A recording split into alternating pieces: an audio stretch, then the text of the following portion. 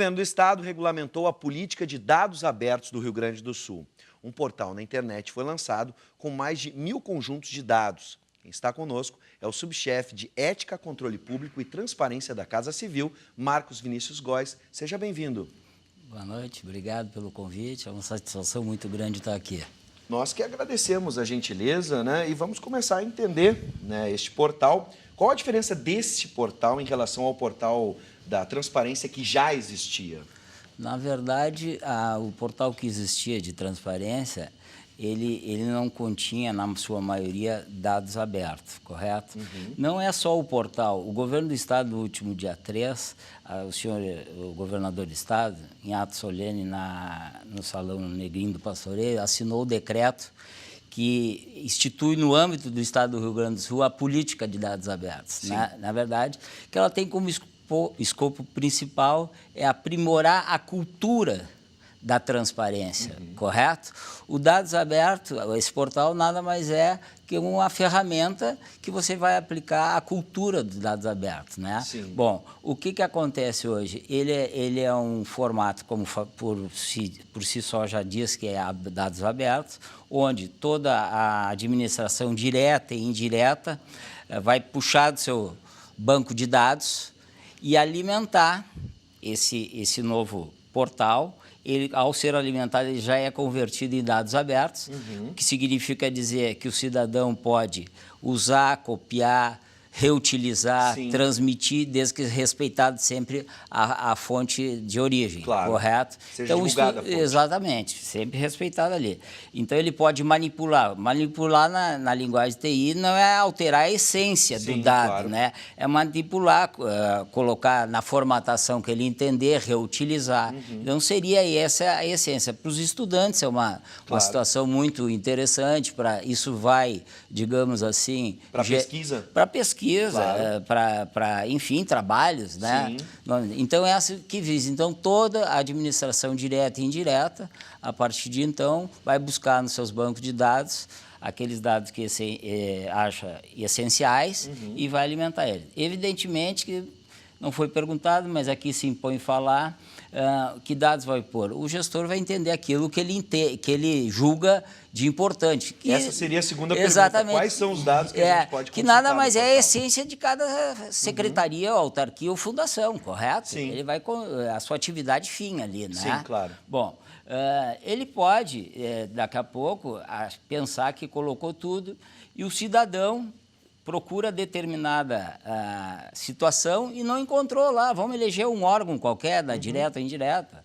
Pegar aí, Secretaria da Agricultura. Ele não encontrou um dado que gostaria. Ele pode, via esse portal, ele entra no Serviço de Informação ao Cidadão, se cadastra com o seu CPF, né, tem uma senha, e vai fazer ali uma solicitação para esse órgão demandado, da possibilidade, ele tem condições de conversar com o governo. Sim. Está entendendo? Estabelecer um assim, canal olha, de governo, conversa. Eu fui procurar lá, não encontrei determinado, que é importante, daí entra pela Lei de Acesso à Informação, que é a subchefia de ética, que é a gestora central dessa ferramenta. Nós, digamos assim, remetemos para o gestor local, que seria o órgão demandado. Eu dei o exemplo aqui, a Secretaria da Agricultura. Né? Lá ele vai analisar da possibilidade técnica, do interesse no sentido da viabilidade e vai, digamos assim, responder. Sim. Esse prazo para resposta também está abarcado na mesma legislação da Lei de Acesso à Informação. O gestor local vai dizer, dentro de 20 dias, prorrogáveis por mais 10, a condição de dizer, posso atender, não posso atender. Bom, se posso atender, ele tem aí 3 meses para implementar esse dado que o cidadão julgou que está faltando lá. Para disponibilizar. Então, veja bem, né? É uma contribuição efetiva que o cidadão está tendo, além do controle social que ele exerce sobre o Poder Executivo, tá? Porque ele está aberto ali todos os dados para ele possa controlar, como também contribuir com aquilo que faltou. Claro. Agora, é importante falar, a gente falou em cultura, né? A cultura da transparência, essa já existe. Agora falta também a cultura do cidadão, tanto solicitar, se for o caso, ter o interesse dos números, enfim, os dados disponíveis, e essa capacidade agora de manipular, né? Essa ideia de cultura da convergência e cultura da conexão. O usuário da internet, ele, por exemplo, pode compartilhar esses dados, né, através das redes sociais. Usar, reutilizar, claro. exatamente. A gente já está com o portal aberto aqui, Perfeito. a gente pode fazer, o Guilherme pode fazer uma simulação. Guilherme, fica à vontade para fazer a simulação e aí me passa aqui o que tu vai pesquisar. Mas, doutor Marcos Vinícius, é possível saber de forma nominal o salário dos servidores, por exemplo? Nesse portal poderá vir até saber, mas existe já no portal da Transparência, Sim. que é gerenciado pela Secretaria da Fazenda, /CAGE. Lá, o cidadão, hoje, ele consegue saber o salário nominal, vinculando o nome com o quantitativo. Sim. Isso foi, digamos, uma inovação no governo Sartori, porque antigamente não existia, e também, digo mais, se ampliou esses esclarecimentos que hoje você pode pesquisar pelo nome ou pelo órgão. Está entendendo? Mas se era só pelo órgão antes, por exemplo, queriam pesquisar o contra-cheque do Marcos Vinícius. Mas eu não sei, eu sei o nome do Marcos Vinícius, mas eu não sei o órgão que ele trabalha. Claro. Então, aquele que não detinha as informações do meu nome e do meu órgão não chegava. Então, por um ou outro, ele chega nisso aí. Então, poderá vir, mas já existe no portal da Transparência o salário. O Guilherme vai entrar ali no Administração Pública para a gente dar uma olhada. Por favor, Guilherme. A gente tem ali, por exemplo, tributos federais, receitas... Me ajuda, Guilherme, o que tu vai clicar só para a gente saber? Arrecadação de tributos estaduais, total. Da FEE, é a fonte, né? A gente constantemente recebe aqui os economistas da FEE, e a gente está vendo, então, agora, tributos estaduais, arrecadação total, por exemplo. A gente tem a possibilidade de baixar, então, está ali embaixo. Clica ali, vamos ver como é que faz para baixar. Então, o cidadão pode baixar esse dado. Já baixou.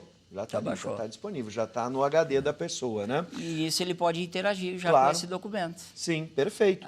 A sua, digamos, na forma que ele melhor provier, não é verdade? Vamos reforçar, o senhor já falou, mas é importante, né? O decreto que regulamenta, então, a política de dados abertos no Estado foi assinado pelo governador. Essa é uma ação mais ampla do que o portal da Transparência, isso a gente já entendeu. Temos já um avanço, mas é importante que o governo está sinalizando para a população, tentando implementar essa cultura. Ó, temos mais um canal e mais um veículo onde o próprio cidadão pode escolher o que realmente quer saber. O que é importante o cidadão saber é que essa gestão, o governador tem como meta disseminar a transparência. Perfeito. Não existe nada que não deva ser aberto. Evidentemente, respeitado aqueles sigilos que, por legislação própria, é vedado, né?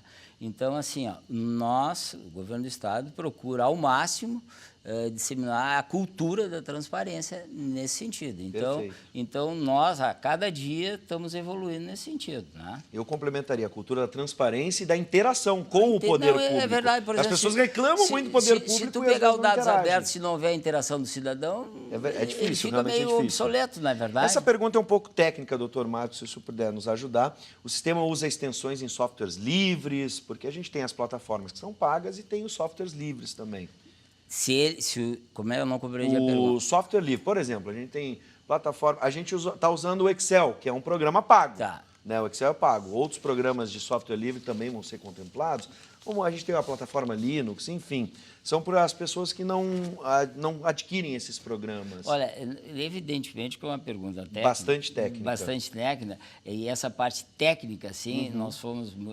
Mas ele é acessível? Ele é acessível, ele é acessível. Perfeito. A ideia é chegar nesse nível aí. Sim, claro. A ideia é chegar nesse nível. Acessibilidade para todos. Para todos, para todos. Bom, a abertura de dados evita que mecanismos restritivos possam ser aplicados para esconder dados, permitindo que pessoas físicas, por exemplo, quanto jurídicas também, possam explorar esses dados de forma livre. Ou seja, tanto pessoa física quanto jurídica pode Não existe distinção nesse sentido. Perfeito.